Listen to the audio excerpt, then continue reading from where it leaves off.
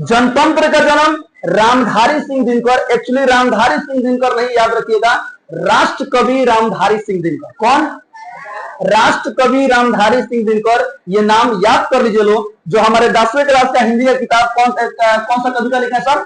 जनतंत्र का जन्म। आइए कुछ मैं थोड़ा सा आपको जनतंत्र के जन्म जो कविता है इसके बारे में आपको बता दूं। याद कीजिए हमारा देश आजाद कब हुआ था सर? 1947 में आजाद हुआ था ना, यानी अंग्रेजों के चुंगल से आजाद हुआ था 1947 में। लेकिन हमारे देश को अगर कहा जाए पूरी तरह से आजादी स्वतंत्रता कब मिली? 26 जनवरी 1950 को, जिस दिन भारत में संविधान लागू हुआ। और जिस दिन हम इसे झंडा उंडा फहराते हैं तो क्या करते हैं सर? जाकर सर भाषण देते हैं, गाना गाते हैं। तो याद रखिएगा सर 26 जनवरी 1950 के दिन एज और भाषण के लिए एज और ये रामधारी सिंह दिनकर जी ने ये कविता लिखे थे, जनतंत्र का जन्म। अर्थात जनतंत्र का मतलब होता है लोकतंत्र, और लोकतंत्र का मतलब होता है जहां किसका शासन हो? जनता का शासन हो, लोगों का शासन हो, किसी राजा किसी सत्ताधारी का शासन नहीं होना चाहिए, वही लोकतंत्र है। तो उस दिन उन्होंने ये कविता लिखा था और उसी दिन ये कविता प्रकाशित की गई थी। और यही वाला कविता हम पढ़ रहे हैं। अर्थात दिमाग में ये लेकर चलना है कि अब हमारे भारत में लोकतंत्र शुरू हो रहा है। यानी पहले क्या था? राजतंत्र था, हम लोग उपनिवेश थे, अंग्रेज हमको 200 वर्षों से गुलाम बना करके रखते थे। याद रखिएगा सर। अब क्या हो रहा है सर? भारत पूरी तरह से आजाद हो चुका है। अब हमारे देश में क्या लागू हो गया है?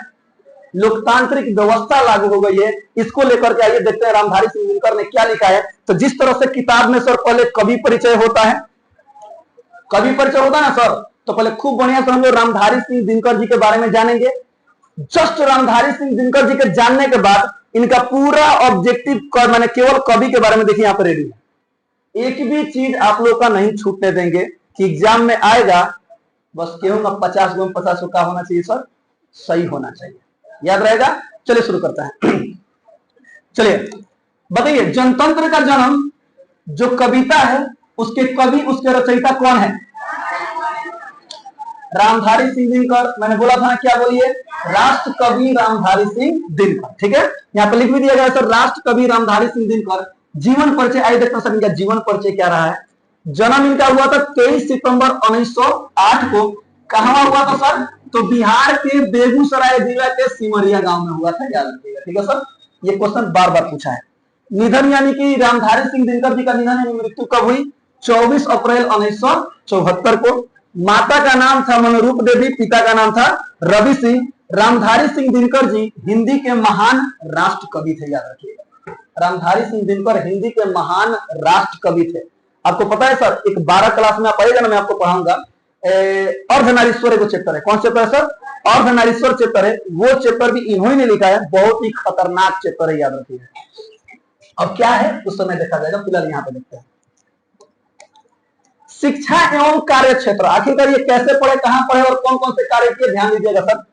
दिनकर जी ने प्रारंभिक शिक्षा अपने गांव और पास के स्कूलों से प्राप्त की। मैंने बोला था ना सर, कभी भी किसी भी बड़े ओहदे के व्यक्ति का नाम लीजिए तो थोड़ा उनको सम्मान के साथ नाम लीजिएगा सर, चाहे लिखना ही क्यों ना हो।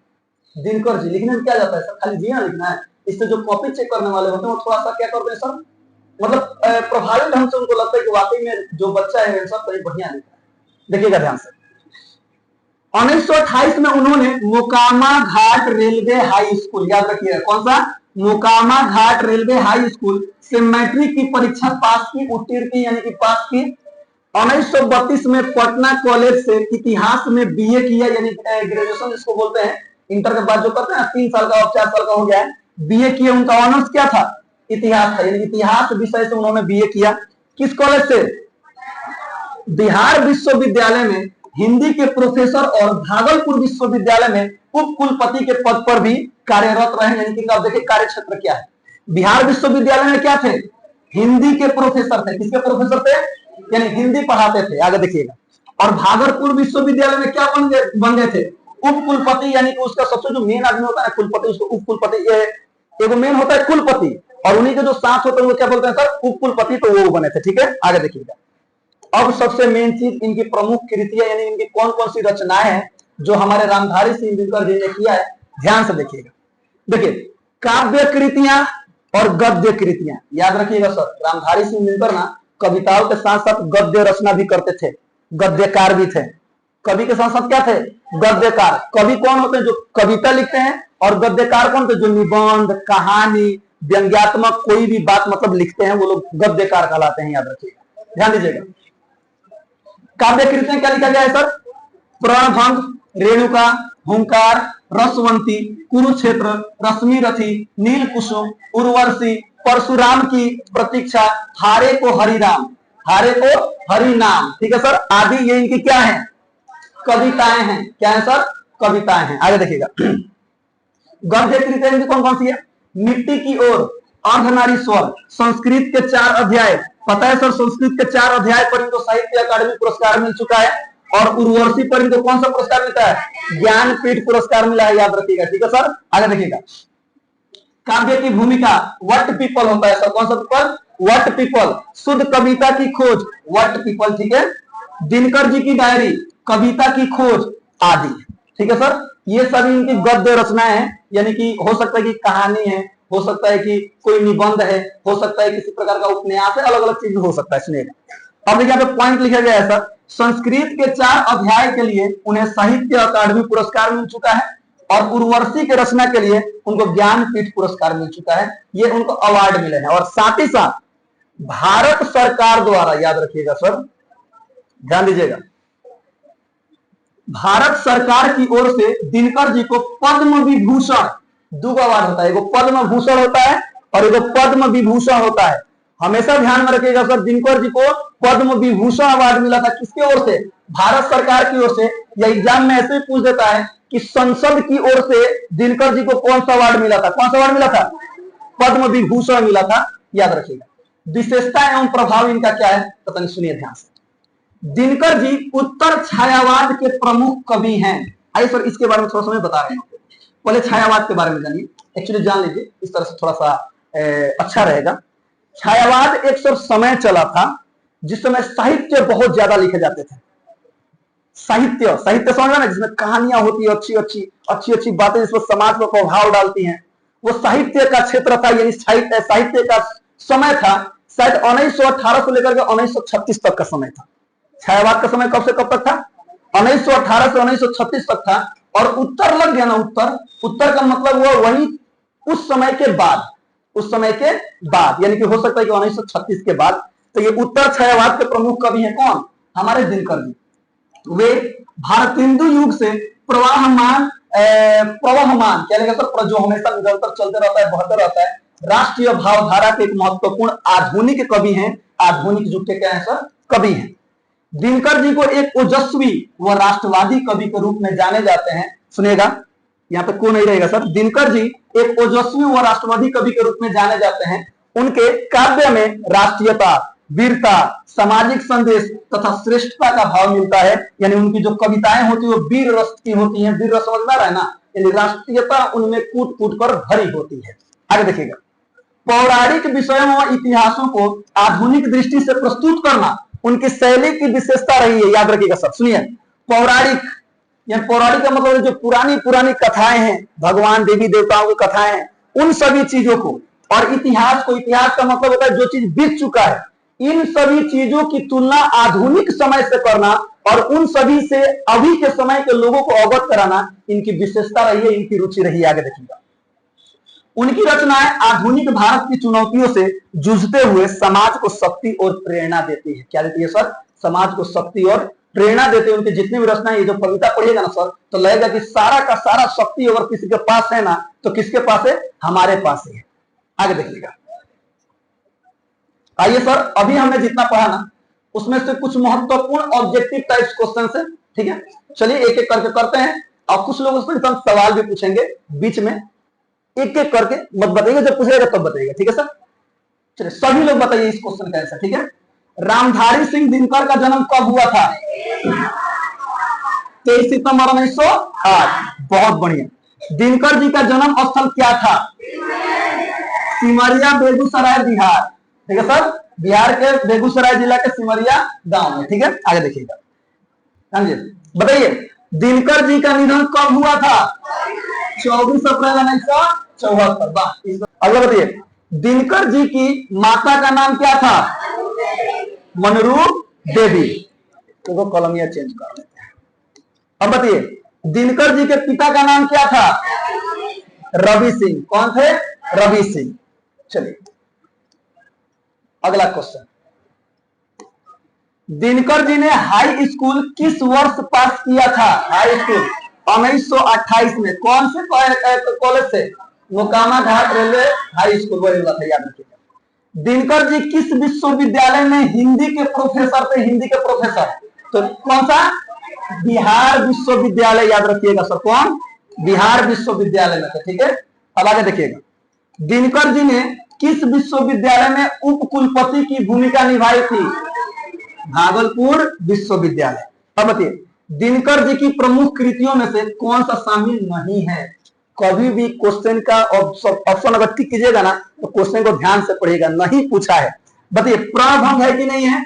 है। रेणुका है कि नहीं है? है। हाँ, ये रश्मि रथी भी इन्हीं की रचना है। तो गोदान इनकी रचना नहीं है, तो गोदान मुंशी प्रेमचंद जी की रचना है, याद रखिए। किनकी रचना है सर? मुंशी प्रेमचंद की एक ये उपन्यास है। ठीक है, चलिए अगला क्वेश्चन है, संस्कृत के 4 अध्याय के लिए किस पुरस्कार से सम्मानित किया गया था? हमारे दिनकर जी को साहित्य अकादमी पुरस्कार। उर्वशी के लिए दिनकर जी को कौन सा पुरस्कार मिला था? ज्ञानपीठ पुरस्कार। दिनकर जी को भारत सरकार द्वारा किस सम्मान से नवाजा गया?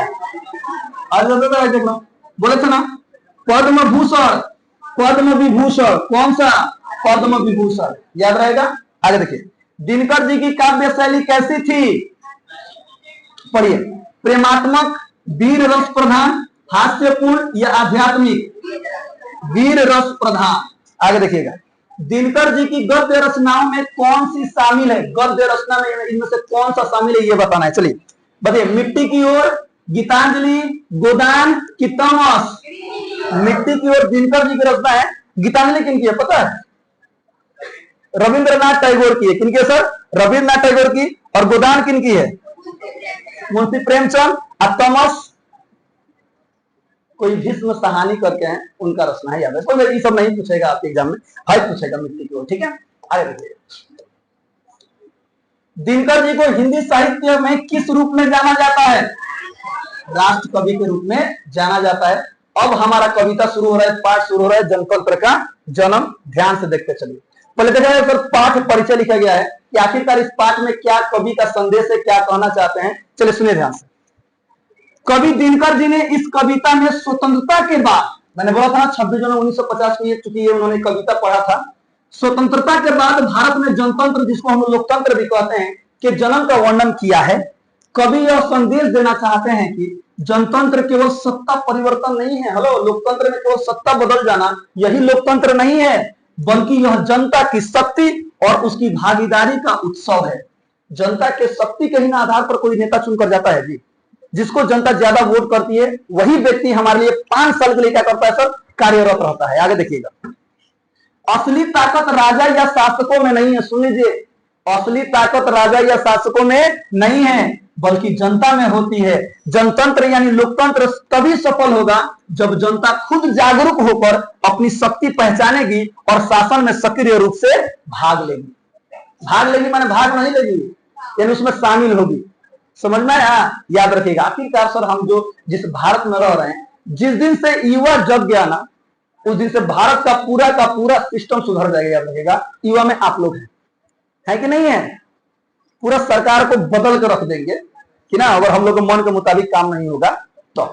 आगे देखिएगा, चलिए अब चलो कविता पढ़ रहे हैं, ध्यान से सुनिएगा एक एक लाइन, उसका भावार्थ भी तुरंत लिख दिया गया है। चलिए अब बातें बंद करेंगे सर, कोई बात नहीं करेंगे। ये वाला कलर ले लीजिए, ठीक है। चलिए ध्यान दीजिएगा। सदियों की ठंडी बुझी रात सुगुबुगा उठी, मिट्टी सोने का ताज पहन इठलाती है। दो राह समय के रथ का घर घर नाद सुनो, सिंहासन खाली करो कि जनता आती है। बहुत बढ़िया, ध्यान दीजिएगा सर। प्रस्तुत पंक्तियां राष्ट्र कवि दिनकर जी द्वारा रचित जनतंत्र का जन्म कविता से लिया गया है। ये प्रत्येक भावार्थ में आपको लाइन देखने को मिलेगा, क्योंकि भावार्थ ऐसे ही लिखा जाता है। सुनिएगा ध्यान से। आइए सर, इसका क्या अर्थ है? कवि कहते हैं कि सदियों से दबाई गई जनता की शक्ति अब अंगड़ाई ले रही है। अंगड़ाई ले रही तो अब धीरे धीरे ये लोग जाग रहे हैं। जागने के बाद हम लोग क्या करते हैं सर? ऐठा पैठी करते हैं ना, अंगाई लेते हैं। मिट्टी भी सोने का ताज पहन कर इठला रही है। सोने का ताज कौन पहन रही है? मिट्टी। समय का रथ अब तेजी से बदल रहा है, घर घर ना देने की सुनेगा।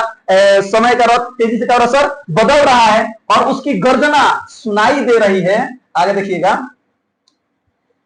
कवि चेतावनी देते हैं कि शासक अपने सिंहासन खाली कर दो।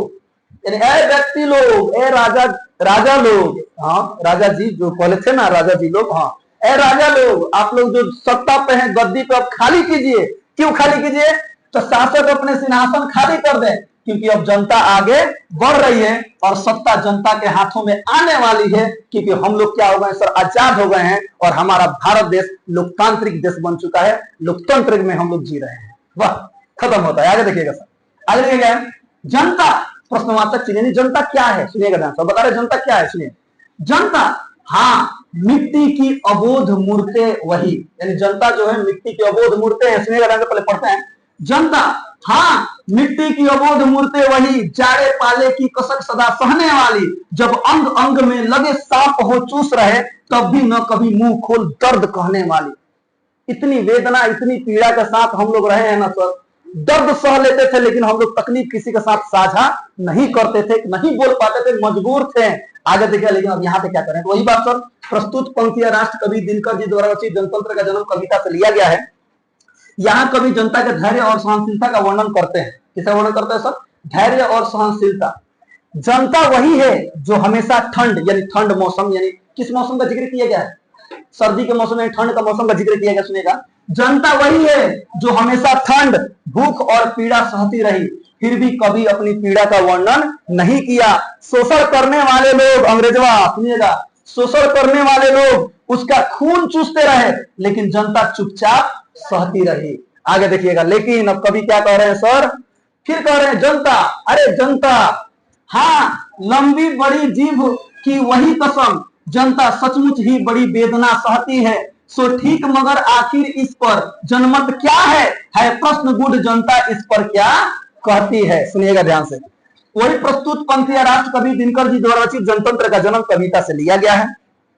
कवि कहते हैं कि राजा और शासक जनता को केवल चर्चा का विषय समझते हैं। जी हाँ सर, केवल कठपुतली मानते हैं। सुनिएगा, राजा और शासक जनता को केवल चर्चा का विषय समझते हैं। वे कहते हैं कि हाँ जनता दुख झेलती है, पर असली सवाल यह है कि क्या सोचती है, यानी जनता क्या सोचती है। इस प्रकार वे जनता को केवल बहस और भाषणों में उपयोग करने की वस्तु मानते हैं, उसके वास्तविक दर्द को समझने का प्रयास नहीं करते हैं। केवल जनता को ना केवल कठपुतली, खाली हम लोग का काम कौन है? वोट देना, वोट देना। क्या सरकार के दिमाग में नहीं चल रहा है? जनता खाली काम कौन है? वोट देना, सारा काम हम करेंगे। लेकिन नहीं, सारा का सारा कार्य कौन? जनता कर सकती है। याद रखिएगा, अगर जग गई, जागरूक हो गई तो। सुनिएगा, आगे लिखा गया है सर, मानो जनता ही, सुनिएगा बातें नहीं, मानो जनता ही फूल जिसे एहसास नहीं, जब चाहो तभी उतार सजा लो दोनों में, अथवा कोई दूध मुही जिसे बहलाने के जंतर मंतर सीमित हो चार खिलौने में। सुनिएगा, तो प्रस्तुत पंक्तियां राष्ट्र कवि दिनकर जी द्वारा जनतंत्र का जन्म कविता से लिया गया है। यहाँ कवि व्यंग करते हुए कहते हैं, व्यंग का मतलब होता है ताना कसना, परिसम मजाकिया टाइप या फिर उसको आलोचना करना। सुनेगा, व्यंग करते हुए कहते हैं कि शासक जनता को ऐसा फूल मानते हैं, यानी जो शासक है, जो राजा है, जनता को ऐसा फूल मानते हैं जिसमें कोई संवेदना नहीं, यानी कोई फीलिंग नहीं है, जनता में कोई फीलिंग नहीं है। आगे देखिएगा सर, या फिर उसे छोटे बच्चे की तरह समझते हैं, यानी कि राजा हम लोगों को फूल की तरह समझते हैं जिसमें कोई फीलिंग नहीं, जब मन तब तोड़ लो, अब जिस तरह चाहे उस तरह से इस्तेमाल कर लो, जहां फूल को सजाना चाहे सजा लो। हमें फूल की तरह समझते हैं, उनको लगता है कि हम छोटे बच्चे हैं जिसे थोड़े बहुत बहलावे, यानी खिलौनों में क्या किया जा सकता है सर? चुप कराया जा सकता है। वास्तव में यह जनता के साथ किया गया सबसे बड़ा अपमान है जो शासक हमारे साथ करते हैं। आगे देखिएगा, आगे लिखा गया सर, लेकिन होता भूगोल बवंडर उठते हैं, जनता जब कुपाकुल हो भ्रिपुटी चढ़ाती है, दुराह समय के रथ का घर घर नाद सुनो, सिंहासन खाली करो कि जनता आती है। ध्यान दीजिएगा सर, प्रस्तुत पंक्तियां राष्ट्र कवि दिनकर जी द्वारा रचित जनतंत्र का जन्म कविता से लिया गया है। कवि कहते हैं कि जब जनता अधिक अन्याय सह नहीं पाती तो उसका आक्रोश ज्वालामुखी बनकर फट पड़ता है, तो वो भयंकर क्रांति करती है और शासकों का सिंहासन क्या करती है सर, तो एकदम डगमाडोल कर देती है, हिला देती है। कवि दोहराते हैं कि समय का रथ, एक बार और बोले थे, फिर दोहरा रहे हैं, समय का रथ बदल चुका है बाबू। जनता पर ये सत्ता पर काबिज होने के लिए आगे बढ़ी, यानी कि जनता अब सत्ता को अपने हाथ में लेगी। ए राजा जी, मैं जितने भी राजा हैं शासक है, क्या करो, सीट खाली करो, हटो साइड हटो, अब हमको आने दो। आगे देखिएगा, आगे लिखिएगा सर, हुंकारों से महलों की नींव उखड़ जाती, सांसों के बल से ताज हवा में उड़ता है, जनता की रोके राह समय में ताव कहां, वह जिधर चाहती काल उधर ही मुड़ता है। एक कविता तो सुना होगा, हवा हूं हवा में बसंती हवा हूं, सुनो बात मेरी अनोखी हवा हूं, वो बीच में आते इस तरह से, जिधर चाहती हूँ उधर घूमती हूँ, बड़ी मस्त मौला, कविता था ना, तो सुनेगा उस तरफ जनता जिधर चाहेगी ना सर, लोकतांत्रिक सरकार में जनता जिधर चाहेगी ना सर, समय उधर ही मुड़कर चलेगा। याद रखिएगा, ध्यान दीजिएगा सर। लिखा गया है, प्रस्तुत पंक्तियां राष्ट्र कवि दिनकर जी द्वारा रचित जनतंत्र का जन्म कविता से लिया गया है। कवि कहते हैं कि जनता की हुंकार इतनी शक्तिशाली होती है कि महलों की नींव हिल जाती है और राजाओं के ताज हवा में क्या हो जाते हैं, उड़ जाते हैं। जनता की राह को रोकने की ताकत किसी में नहीं है, समय भी वही मुड़ता है जिधर जनता चाहती है। हाँ, जने कहे मन नहीं जाइयो, आगे बातें बंद, अपन देखिए ध्यान से, ये तो हो गया। चुपो, है सुनिए, सुनो, अब 2 वर्षों से, शताब्दियों, 100 वर्षों से, सहस्त्राब्दियों यानी कि 1000 वर्षों से, मिला जुला कर कह सकते हैं सर सदियों से।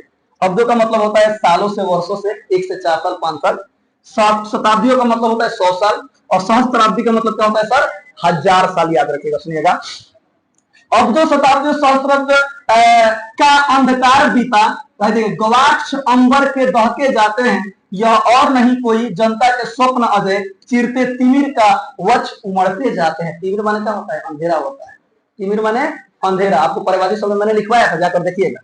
प्रस्तुत पंक्तियां राष्ट्र कवि दिनकर जी द्वारा रचित जनतंत्र का जन्म कविता से लिया गया है।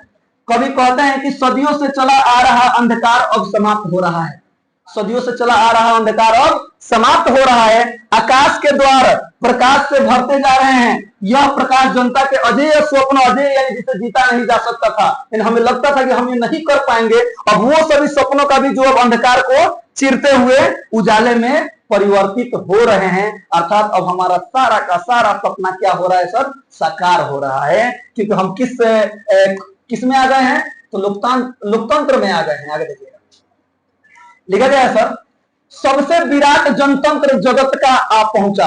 वाह भाई वाह, सबसे विराट जगत का जनतंत्र आ पहुंचा का मतलब है पूरी दुनिया में पूरी दुनिया में सबसे बड़ा लोकतांत्रिक देश कौन सा है, भारत है। तेज बोलो, कौन सा है, भारत है। आगे देखिएगा, 33 कोटि हित सिंहासन तय करो, अभिषेक आज राजा का नहीं प्रजा का है, 33 कोटि जनता के सिर पर मुकुट धरो।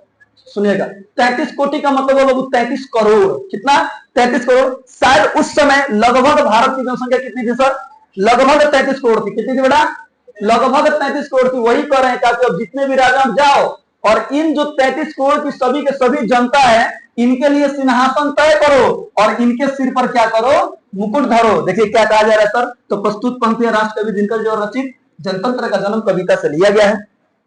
कवि कहते हैं कि अब दुनिया का सबसे बड़ा लोकतंत्र भारत आ चुका है। जी हाँ, दुनिया का सबसे बड़ा लोकतंत्र क्या आ चुका है, कहां आ चुका है, भारत में आ चुका है। यह राजाओं का नहीं बल्कि जनता का शासन होगा। अब राजा नहीं बल्कि करोड़ों जनता का अभिषेक होगा। 33 करोड़ जनता के सिर पर मुकुट सजाया जाएगा, अर्थात सभी के पास उनका अधिकार होगा। याद रहेगा सर। चलिए आगे देखिए, थोड़ा सा और है, देखते रहिए। आरती लिए तू किसे ढूंढता है मूर्ख, है मूर्ख बालक। सुनो बालक, वत्स है ना, वत्स फिल्मों में देखा लो, पुराना फिल्मों में। हाँ सुनो, आरती लिए तू किसे ढूंढता है मूर्ख, मंदिरों राज प्रसादों में तहखानों में, देवता कहीं सड़कों पर गिट्टी तोड़ रहे हैं, देवता मिलेंगे खेतों में खलिहानों में। किसानों में, मजदूरों में। हाय हाय हाय हाय हाय। प्रस्तुत पंक्तियां राष्ट्र कवि दिनकर जी द्वारा रचित जनतंत्र का जन्म कविता से लिया गया है। यहाँ कवि व्यंग करते हुए कहते हैं कि मूर्ख व्यक्ति मंदिरों, महलों और तहखानों में देवता खोजता है, पर लेकिन हाँ सर देवता है, हम लोग आस्था है सर, भगवान की जय हो, बजरंगबली की जय हो। चलिए वाकई में, लेकिन यहाँ पे कवि कह रहे हैं कि मूर्ख व्यक्ति मंदिरों, महलों और तहखानों में देवता खोजता है, पर असली देवता वहां नहीं बल्कि खेतों में हल चलाने वाले किसानों और सड़कों पर गिट्टी तोड़ने वाले मजदूरों में मिलेंगे। यही सच्चे देवता हैं जो सबका पालन पोषण कर रहे हैं। आज भारत के सभी किसान अगर खेती करना छोड़ दें, हम लोग तो खेती कर रहे हैं, कोनो बात नहीं, खेती कर ली, खा लो ले, अमीर लोग के का हो, आज लोग खेती होती छोड़ दे बा, मर जाएंगे सर। बात समझ में? वही यहाँ पे लिखा गया सर, यही किसान है जो सबका क्या कर रहे हैं, पालन पोषण कर रहे हैं। फैक्ट्रियों में कौन खट रहे हैं? मालिक खट रहा है? नहीं, मजदूर खट रहे हैं। आपके कोचिंग में कौन खट रहे हैं? कौन खट रहे हैं? हाँ विकास सर, जो भी है संदीप सर, अभी नहीं है, ठीक है। यहाँ देखो हाला बंद, चुप। सबसे लास्ट पैराग्राफ है क्या है, सुनो। फावड़े और हल राजदंड बनाने को है, धूसरता सोने से श्रृंगार सजाती है, दो राह समय के रत घर घर नाद सुनो, सिंहासन खाली करो कि जनता आती है। प्रस्तुत पंक्ति राष्ट्र कवि दिनकर जी जनतंत्र का जन्म कविता से लिया गया है। कवि कहते हैं कि अब फावड़ा और हल ही असली राजदंड यानी शासन का प्रतीक होगा। शासन क्या होगा सर? प्रतीक होगा। बनने वाले हैं, यानी कि राजदंड बनने वाले हैं। मेहनत कश जनता, किसान, श्रम से जो श्रम माने क्या होता है सर? मेहनत। श्रम माने क्या होता है? मेहनत। श्रम से जो धूल और धूसरता पैदा होती है, वही अब सोने का श्रृंगार बनेगी। कवि दोबारा चेतावनी देते हैं कि यह शासक सावधान हो जाओ, सिंहासन खाली कर दे, क्योंकि जनता का शासन आ रहा है। 3 जगह लिखा गया है, 3 तरह से लिखा गया है, याद रखिएगा। ठीक है सर, आगे देखिएगा, बातें नहीं। हाँ, पाठ यहीं पे खत्म होता है। पूरे सारांश मैंने पूरा पढ़ लीजिए खूब ध्यान से, और पूरा कवित्व को मिलाकर के एक छोटा सा सारांश यहाँ पे लिखा गया है, ध्यान दीजिएगा सर। पाठ का सारांश बेफिक्र रहिए, लिखना पूरा नहीं है, जो लिखना है मैं आपको लास्ट में इंडिकेट कर दूंगा, आपको ये चीज लिखना है। ठीक है सर, यहाँ देखिए, राष्ट्र कवि दिनकर जी द्वारा रचित यह कविता जनतंत्र का जन्म, लोकतंत्र के उदय और जनता की शक्ति का जय घोष है। कविता के माध्यम से कवि यह संदेश देना चाहते हैं कि जनतंत्र केवल सत्ता परिवर्तन नहीं है, बल्कि यह जनता की शक्ति और उसकी भागीदारी का उत्सव है। यही बात पाठ परिचय में भी लिखा गया था, देखिएगा ध्यान से। असली ताकत राजा या शासक में नहीं बल्कि जनता में होती है। जनतंत्र तभी सफल होगा जब जनता खुद जागरूक होकर अपनी शक्ति पहचानेगी और शासन में सक्रिय रूप से क्या करेगी सर? भाग लेगी। अच्छा ध्यान से सुनिएगा, सारांश क्यों लिखा जाता है? पूरे पाठ को तनी सामने पढ़कर समझ जाए, सारांश इसीलिए लिखा जाता है, याद रखिएगा। ठीक है सर, अब आगे देखिएगा। अब इसे लिखा गया सर, कवि ने कहा है कि सदियों से दबाए गए और चुप रहे लोगों में अब जागरूकता और क्रांतिकारी भावना जग उठी है। जनता जो मिट्टी की अबोध मूर्तियां थी, जिन्होंने अपने दर्द को कभी मुखरित नहीं किया, मुखरित का मतलब मुंह से नहीं कहा, अब उभर कर अपनी आवाज बुलंद कर रही है, क्योंकि हम आजाद हो चुके हैं। कविता में कहा गया है कि जनता की हुंकार से शासकों के महल हिल जाते हैं। कविता में आया था ना सर, आगे देखिएगा। और सिंहासन खाली करना पड़ता है क्योंकि असली सत्ता जनता की है। समय और इतिहास जनता के पक्ष में है और अब कोई भी जनता की राह रोक नहीं सकता। जनता वह ताकत है जो काल को भी मोड़ सकती है, जो समय को भी मोड़ सकती है। जिधर कहेगी समय उधर जाएगा। आगे देखिएगा, आगे लिखा गया सर, यह कविता करोड़ों लोगों के संयुक्त संघर्ष, अनेक अधिकारियों की बात करती है और यह संदेश देती है कि लोकतंत्र राजा की सत्ता नहीं, जनता की सत्ता है। किसकी सत्ता है सर? जनता की। राजा की सत्ता, सत्ता का मतलब होता है गद्दी, गद्दी का मतलब होता है शासन, उसका नहीं बल्कि जनता का है। कविता हमें यह समझाती है कि वास्तविक देवता, वास्तविक शक्ति खेतों और खलिहानों में मेहनत करने वाले लोगों में है, न कि महलों में है। आगे देखिएगा, क्योंकि खेत खलिहान वाले लोग हैं, कभी महल वाले लोग अगर नहीं होते तो वो लोग नहीं होते। आगे देखिएगा, अतः जनतंत्र का जन्म, जनता के जागरण, उनके अधिकारों की प्राप्ति और लोकतांत्रिक शासन की स्थापना का उत्सव है। यह कविता शक्ति, उम्मीद और बदलाव का प्रतीक है। यह था पूरा का पूरा कविता का एक छोटा सा सारांश। पूरा पाठ समझना है। एक क्वेश्चन याद रखिए सर, कविता में कितने लोगों की बात की गई है? कितने करोड़? 33 करोड़, याद रखिए। ठीक है, अब क्वेश्चन आंसर ज्यादा नहीं है, जो किताब में क्वेश्चन आंसर है वही वाला कराएगा, एकदम छोटा छोटा लघु उत्तरीय प्रश्न। मैंने बोला था ना, शब्द सीमा का ध्यान रखना है 50 से 60 शब्द। ठीक है सर, ध्यान दीजिएगा, बातें बंद और ध्यान दीजिएगा। कवि की दृष्टि में समय के रथ का घर घर नाद क्या है? बहुत इंपॉर्टेंट क्वेश्चन है, ध्यान दीजिएगा सर। कवि दिनकर जी की दृष्टि में समय के रथ का घर घर नाद परिवर्तन का प्रतीक है। किसका प्रतीक है सर? परिवर्तन का प्रतीक है। इसका अर्थ है कि अब नया युग आ रहा है और पुराना क्या हो गया सर? समाप्त हो रहा है। जनता उठ खड़ी हुई है और सत्ता में अपने अधिकार मांग रही है। यह जनता के जागरण और जनतंत्र यानी लोकतंत्र के आगमन का संकेत है। ये था इसका आंसर। अब अगला देखिए सर, लिखा जाए बाबू, कविता के आरंभ में, सुनिएगा, कविता के आरंभ में कवि भारतीय जनता का वर्णन किस रूप में करता है? सर कुछ क्वेश्चन होते हैं जो विस्तार से लिखना पड़ता है, बहुत इंपॉर्टेंट क्वेश्चन है, देखिएगा ध्यान से। लिखा गया है, कविता की शुरुआत में कवि दिनकर जी भारतीय जनता की तुलना कई रूपों में करते हैं। वह जनता को उस बुझी हुई आग की तरह बताते हैं, उस बुझी हुई आग की तरह बताते हैं जो राख में दब चुकी थी, लेकिन अब उसमें फिर से चिंगारी दिखाई पड़ रही है। कभी जनता को उस मिट्टी की तरह मानते हैं जिसने सोने का ताज पहन रखा है और अब अभिमान से इठला रही है। साथ ही वह जनता को एक अबोध यानी निर्दोष मिट्टी की तरह भी बताते हैं जो हर प्रकार के कष्टों और यातनाओं को सहन करती रही पर किसी से कुछ नहीं कहती। एगो पॉइंट लिख दिया गया है सर, इस प्रकार कवि जनता की सहनशीलता, जागृति और नई शक्ति का चित्रण करते हैं। ये रहा इसका आंसर। अगला क्वेश्चन देखिए, लिखा गया है, किन लोगों की दृष्टि में जनता फूल या बच्ची की तरह है और कवि उनका प्रतिवाद कैसे करता है? सुनिएगा सर, किन लोगों के, शासक के लोगों की नजर में। सुनिएगा, कवि दिनकर जी के अनुसार, देखिए कवि दिनकर जी इसमें मेंशन कर दिया गया क्योंकि उसी पाठ है क्वेश्चन सर, और कवि वही। कवि दिनकर जी के अनुसार राजाओं और सामंत, सामंत का मतलब है जो राजा के साथ जमींदार रहते हैं ना, अमीर व्यक्ति, उनको बोला जाता है, की दृष्टि में जनता, जो जनता है ना, फूल या दूध मुही बच्ची की तरह है, क्योंकि वे थोड़े से पैसों में उसे अपने मनचाहे कार्य के लिए विवश कर देते हैं। तो नहीं सब पैसा बेचारे गरीब आदमी को मिलता है तो उनके लिए कार्य करने के लिए क्या हो जाता है? तैयार हो जाता है। लिखा है, कवि इसका प्रतिवाद करते हुए कहते हैं कि ये लोग नहीं जानते कि जब जनता क्रोधित होती है, वो शासक लोग नहीं जानते हैं कि जब जनता क्रोधित होती है तो क्रांति कर देती है। अब जनता किसी की दासी नहीं रहेगी, दासी का मतलब नौकर नहीं रहेगी, बल्कि स्वयं अपने अधिकारों के लिए जागरूक होकर शासन करेगी। क्योंकि कौन सा सरकार आ गया है सर? लोकतांत्रिक सरकार आ गया है, जहां किसका राज होगा?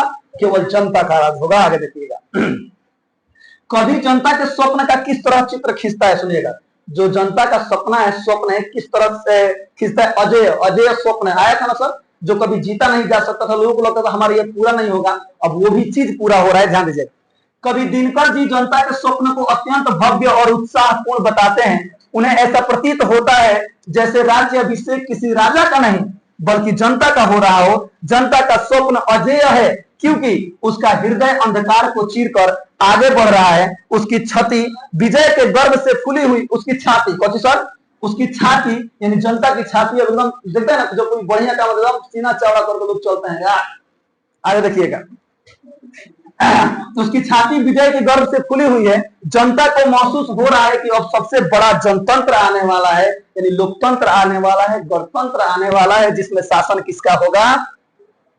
गरीब जनता का होगा, हमारा और आपका होगा। अगला क्वेश्चन देखिए, विराट जनतंत्र का स्वरूप क्या है? ये जो सबसे बड़ा जनतंत्र है, इसका स्वरूप क्या है? कभी किनके सिर पर मुकुट धारण करने की बात करता है और क्यों करता है? ध्यान दीजिएगा सर, कवि दिनकर जी के अनुसार विराट जनतंत्र का स्वरूप देश की 33 करोड़ जनता ही है। वही जनता है जो अपने श्रम यानी मेहनत और परिश्रम से देश को संपूर्णता और समृद्धि प्रदान करती है। अगर किसान नहीं होता ना तो देश इतना विकसित नहीं हुआ होता, याद रखिएगा।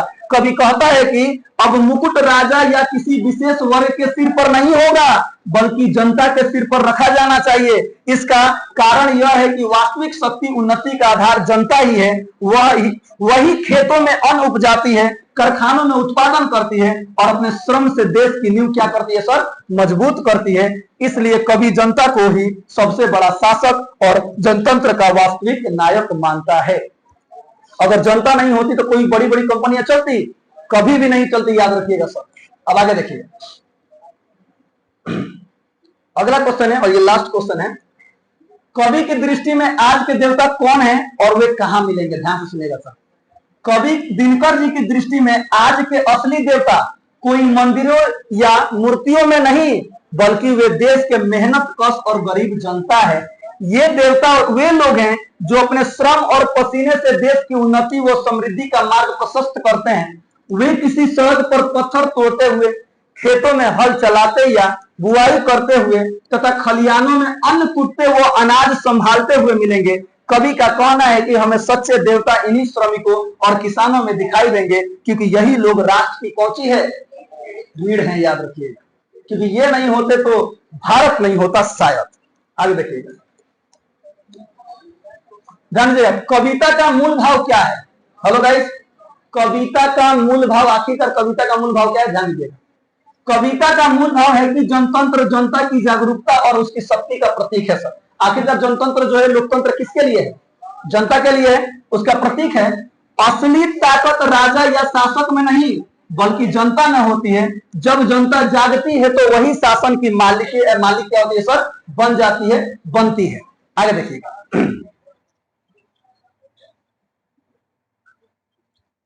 अगला टॉपिक है, हाँ, व्याख्या करें। व्याख्या करने का प्रश्न आता है आपके एग्जाम में, ध्यान दीजिएगा सर। लिखा गया है, सर्दियों की ठंडी जुई रात सुगबुगा उठी, मिट्टी सोने का ताज वहां निखलाती है। इतना लाइन दे देगा, बोलेगा व्याख्या कीजिए। व्याख्या करने का तरीका देखिए सर, आसान लिखा गया है। प्रस्तुत पंक्तियां राष्ट्र कवि दिनकर जी द्वारा रचित गणतंत्र का जन्म कविता से लिया गया है। कवि कहते हैं कि अंधेरी और ठंडी गुलामी की रात अब समाप्त हो रही है, नया सवेरा आने वाला है। जनता अपनी शक्ति के साथ जग उठी है। अब वह साधारण मिट्टी से उठकर सोने का ताज पहनने जा रही है। यह पंक्तियां जनता की जागृति और जनतंत्र के आगमन का प्रतीक है। व्याख्या खत्म हो गया। अगला व्याख्या है सर, ख नंबर, ध्यान दीजिएगा। हजारों से महलों की नींव उठ खड़ी जाती, सुनिएगा, सांसों के बल से ताज हवा में उड़ता है। जनता को रोके राह, समय के ताक कहां, वह जिधर चाहती काल उधर ही मुड़ता है। व्याख्या सुनिए, प्रस्तुत पंक्तियां राष्ट्र कवि दिनकर जी द्वारा रचित जनतंत्र का जन्म कविता से लिया गया है। कवि कहते हैं कि, कौन कवि? दिनकर जी कहते हैं कि जनता की मेहनत से ही महलों और शासन की नींव खड़ी होती है। जी हाँ सर, जनता के एक मजदूर के ही ना मेहनत से बड़े बड़े महल बनकर तैयार हो जाते हैं। कि जाकर में जो उस महल के जो राजा होते हैं, वो जाकर थोड़े बनाते हैं, गरीब किसान बनाते हैं ना, मजदूर बनाते हैं ना। जनता की शक्ति इतनी प्रबल है कि वह ताज और तख्त को भी उखाड़ सकती है। एक राजा एक शासक को उखाड़ कर फेंक सकती है। समय भी जनता की इच्छा और शक्ति के अनुसार दिशा बदल देता है। यह पंक्तियां जनता की महानता और सामर्थ्य को प्रकट करती है कि देखो जनता के पास कितना ताकत है। खाली और जुरान, खाली हाथ लगा दिखा ना, छूना, खाली भैया छूना। आगे देखिएगा, चलिए अब कुछ ऑब्जेक्टिव क्वेश्चन है, कीजिए, उसके बाद से खत्म, छुट्टी, खाना वाना खाइए, स्कूल जाइए। ठीक है, ध्यान दीजिएगा, सभी लोग तेजी में बताइएगा। ठीक है सर, ये किताब से है। इसके बाद थोड़ा सा PYQ मतलब क्या होता है? Previous year question. Previous question में क्या होता है? जो कि एग्जाम में पूछा चुका है वाला है। चलिए बताइए तेजी में। जनतंत्र का जन्म कविता का रचयिता, बहुत बढ़िया। कविता के अनुसार सिंहासन खाली करो कि जनता आती है, क्या अर्थ है? सत्ता परिवर्तन और जनता का जागरण। जनता किसकी प्रतीक है? बताइए, सामर्थ्य और साहस की। वाकई में कविता में किसान और मजदूर किस भावना का प्रतिनिधित्व करते हैं? अरे वाह भाई वाह, संघर्षशील और मेहनत कश। जनतंत्र का जन्म कविता में किस मौसम का उल्लेख हुआ है? ठंडा है, हाँ, सर्दी का हुआ है। ठीक है, आगे देखिएगा, अगला क्वेश्चन है बाबू, कविता के अनुसार असली जनतंत्र किसे माना गया है? वाह वाह वाह, दो राह समय के रथ का घर घर नाद सुनो। पंक्ति में रथ किसका प्रतीक है? बताइए, किसका? समय का कि वीरता का कि पैसा की साधु का? समय का, क्योंकि परिवर्तन का प्रतीक बताया गया है ना सर। अब बदलता कौन रहता है? समय। कविता में मिट्टी की जमात से किसकी ओर संकेत किया गया है? बताइए, किसान और मेहनत कश जनता। आगे देखिएगा, जनतंत्र के असली स्वरूप के लिए क्या जरूरी बताया गया है? हाँ, जनता की भागीदारी और जागरूकता। जनतंत्र का जन्म कविता का मुख्य संदेश क्या है? सत्ता में जनता का अधिकार, लोगों का अधिकार, गरीब आदमी का अधिकार, किसान का अधिकार, मजदूर का अधिकार, सर का अधिकार। चलिए अब पीवाईक्यू। पीवाईक्यू मतलब सर ये सभी प्रश्न आपके एग्जाम में पूछे जा चुके हैं, ठीक है सर, ध्यान दीजिए, कब पूछा ये भी लिख दिएगा, तो तेजी में बताइएगा। मिट्टी की अबोध मूर्ति कौन है? जनता। बहुत बढ़िया। अगला क्वेश्चन, रामधारी सिंह दिनकर का जन्म किस जिले में हुआ था? बेगूसराय। बेगूसराय के कौना गांव में? सिमरिया गांव में। बहुत बढ़िया। हाँ, राज्य बिहार। बताइए रामधारी सिंह दिनकर द्वारा रचित पाठ कौन सा है? जनतंत्र का जन्म। बहुत खूब। अगला क्वेश्चन बताइए, सदियों की ठंडी बुझी रात सुगबुगा उठी मिट्टी सोने का ताज पहन इठलाती है, यह पंक्ति किसकी है? हमारे दिनकर जी की है। कौन से दिनकर जी? राष्ट्र कवि दिनकर जी। पूरा नाम बताइए। मजा आ जाता है। आगे देखिएगा सर, अगला क्वेश्चन है, जनतंत्र का जन्म शीर्षक कविता के कवि का क्या नाम है? बहुत बढ़िया। दिनकर को ज्ञानपीठ पुरस्कार किस रचना पर मिला था? उर्वशी पर मिला था। किस पर मिला था? उर्वशी पर। दिनकर जी कवि के साथ साथ क्या थे? गद्यकार भी हैं। ऑप्शन नंबर बी हो जाएगा। चलिए अगला क्वेश्चन, रामधारी सिंह दिनकर कहां के रहने वाले थे? ऑप्शन के हिसाब से देखिएगा, ठीक है सर, बिहार के। ठीक है, चलिए अगला क्वेश्चन बताइए, सिंहासन खाली करो की जनता आती है किस कविता की पंक्ति है? सदियों की ठंडी बुझी रात सुगबुगा उठी मिट्टी सोने का ताज पहन लाती है किस कविता की पंक्ति है? डी में, डी में। ठीक है, जनतंत्र का जन्म। ठीक है, चलिए अगला क्वेश्चन, दिनकर जी के काव्य का मूल स्वर क्या है? बताइए, श्रृंगार है कि रहस्यवादी की प्रकृति और सुंदर है कि ओज एवं राष्ट्रीय चेतना है? ओज एवं राष्ट्रीय चेतना है। बहुत खूब। कवि दिनकर किसके लिए सिंहासन खाली करने की बात करते हैं? जनता के लिए सिंहासन खाली करो किनसे कहते हैं? शासक वर्ग से, राजा लोग से। किनसे कहते हैं? राजा जी। राजा जी से कहते हैं। वही कोई बात सर, राजा, राजा जी, मास्टर जी, बाबू जी, वही राजा जी। ध्यान दीजिएगा सर। आगे देखिए, कवि दिनकर जी के अनुसार कौन सोने का ताज पहनकर इठला रही है? देश की मिट्टी। सोने का ताज पहनकर कौन इठला रही है? देश की मिट्टी। तेरी मिट्टी में मिल जावा गुल बन के मैं। जय हिंद, जय भारत। आगे देखिए, बताइए निम्न में से कौन कविता भारत के जनतंत्र का उदय का जय घोष है? बड़ी तेज बाल हुए पटवा हो पट्टी को तरलो की ना। चलिए सबसे लास्ट क्वेश्चन, ना और बात है और खुश हुई भाई। और क्वेश्चन है, निम्न में से रामधारी सिंह दिनकर की रचना कौन सी है? कौन सा है? हुंकार है, याद रखिएगा। ठीक है, आप बताइए रामधारी सिंह दिनकर के पिता का नाम? कौन? रवि सिंह। अगला क्वेश्चन बताइए, निम्न में राष्ट्र कवि कौन है? बहुत।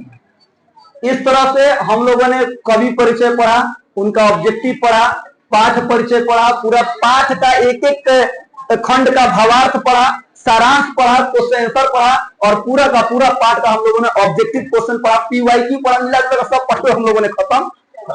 ठीक है, तो होमवर्क सुन लीजिए बाबू सभी लोग। ठीक है, सभी लोग पूरा का पूरा क्वेश्चन आंसर लिख करके याद कर लेंगे, और साथ ही साथ कवि परिचय सभी लोग को याद हो जाना चाहिए। होमवर्क सुनाई दिया तो हंसते रहिए, मुस्कुराते रहिए, गाते रहिए, गुनगुनाते रहिए और हमेशा खुश रहिए। मिलते हैं कल फिर से इसी क्लास में, यही जहां हमारे सामने। तब तक के लिए